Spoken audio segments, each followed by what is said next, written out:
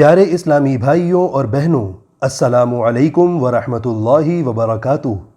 ایک بار پھر ہم آپ کے سامنے حاضر ہیں اپنی سیریز اسلامی زندگی کا ایک اور ایپیسوڈ لے کر، جس میں ہم آپ کو سر کے بال کٹوانے، داڑھی و ناخن کٹوانے کے آداب، مسائل و طریقے بتائیں گے۔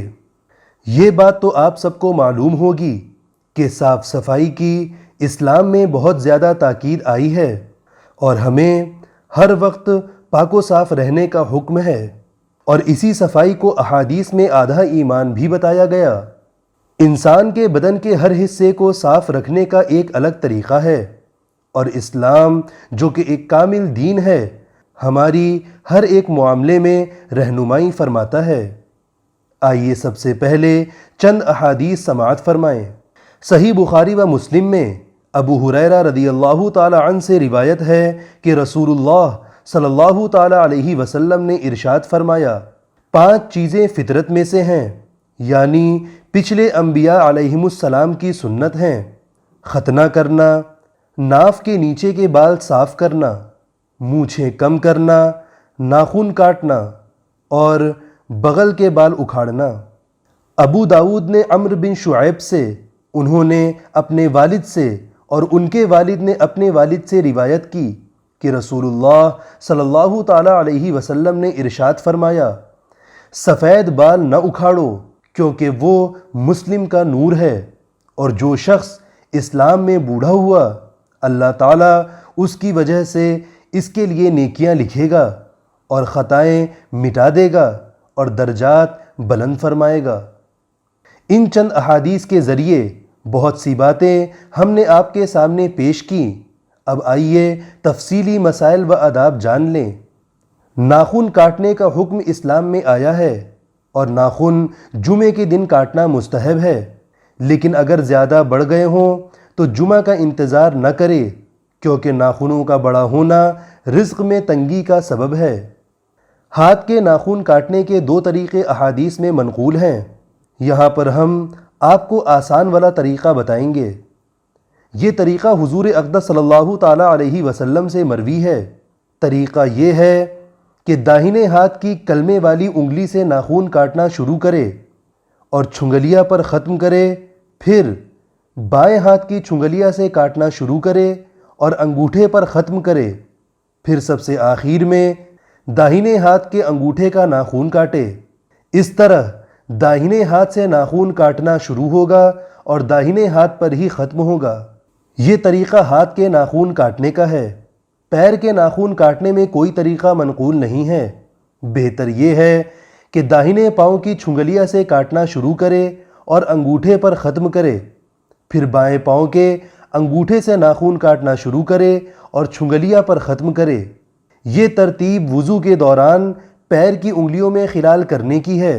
اسی ترتیب پر پیر کے ناخن بھی کاٹ لیے جاتے ہیں۔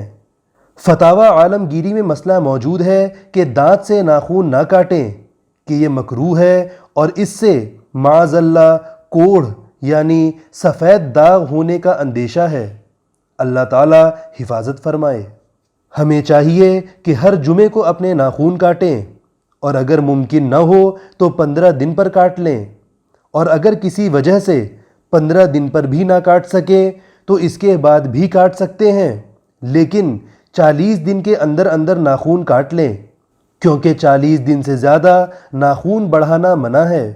یہی حکم مونچھیں ترشوانے، ناف کے نیچے کے بال اور بغل کے بال صاف کرنے کا ہے کہ 40 دن سے پہلے پہلے کاٹ لیں، اس سے زیادہ ان بالوں کو چھوڑنا منع ہے۔ ناف کے نیچے کے بال صاف کرنا سنت ہے۔ ان بالوں کو اس طرح سے صاف کریں اور ناف کے بالکل نیچے سے بال صاف کرنا شروع کریں۔ اگر موجودہ زمانے میں کوئی دوسری مشین یا صابن یا کریم موجود ہو جس سے بال صاف کرنا زیادہ آسان ہو اور کوئی نقصان نہ ہو تو اس سے بھی صاف کر سکتے ہیں۔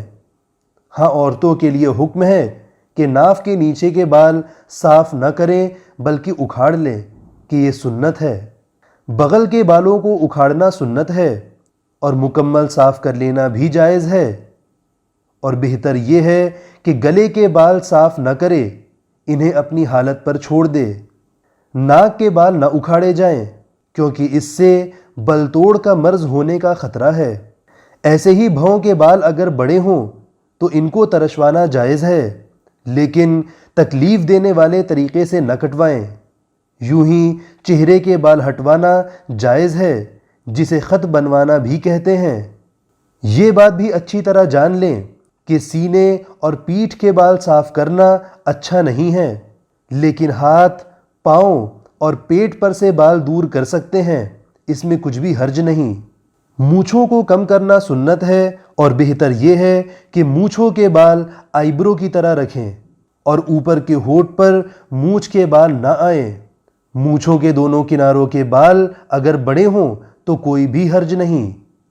آج کے دور میں اکثر لوگ داڑھی کو بہت ہلکے میں لیتے ہیں کہ یہ کوئی ضروری چیز نہیں ہے، تو جان لیجئے کہ داڑھی بڑھانا انبیاء علیہم السلام کی سنت ہے، اور داڑھی منڈانا یا ایک مشت سے کم رکھنا حرام ہے۔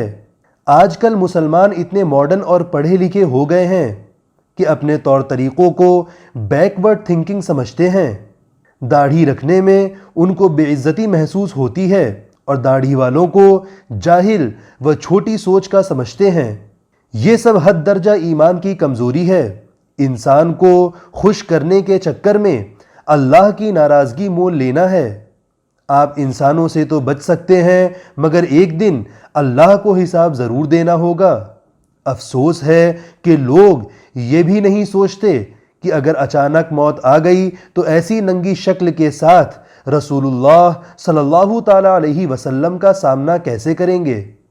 اور گمراہی کی حد تو یہ ہے کہ جب ایسے لوگوں کو سمجھاؤ یا ان کے سامنے داڑھی کی فضیلت کا ذکر کرو تو اس عظیم نعمت کا مذاق اڑانے لگ جاتے ہیں اور اپنے حرام عمل پر بے بنیاد دلیلیں دینے لگ جاتے ہیں۔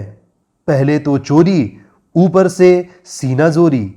اللہ تعالیٰ ہر مسلمان کو مسلمانوں جیسی شکل و صورت میں رہنے کی توفیق نصیب کرے۔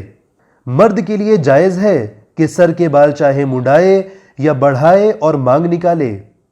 حضور صلی اللہ تعالیٰ علیہ وسلم سے دونوں چیزیں ثابت ہیں۔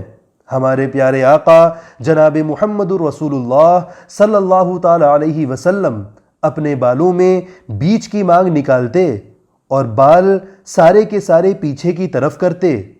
آپ کے بال کبھی آدھے کان تک، کبھی کان کی لو تک اور کبھی کندھوں تک لمبے رہتے تھے۔ اگر آپ کے بال سفید ہونے لگیں تو ان کو اکھاڑنا مکروہ ہے۔ ہاں، مجاہد کافر پہ رعب طاری کرنے کے لیے اپنے سفید بال اکھاڑ سکتا ہے۔ ایسے ہی بالوں میں کالا خیزاب یعنی کالا ڈائی لگانا منع ہے، اور ناخن یا بال کو غسل خانے میں یا پیشاب کی جگہ پر پھینکنا بھی مکروہ ہے۔ ان کو دفن کر دینا چاہیے۔ یہ تمامی آداب و مسائل جو ذکر کیے گئے ہماری روزانہ کی زندگی سے تعلق رکھتے ہیں۔ ان کو سمجھیں اور اپنی زندگی کو سنت کے مطابق گزاریں۔ اس ویڈیو کو اپنے دوستوں میں شیئر کریں تاکہ دوسروں کو بھی اصلاح کا موقع نصیب ہو۔ انشاءاللہ آپ سے ملیں گے اپنی اگلی ویڈیو میں۔ السلام علیکم ورحمۃ اللہ وبرکاتہ۔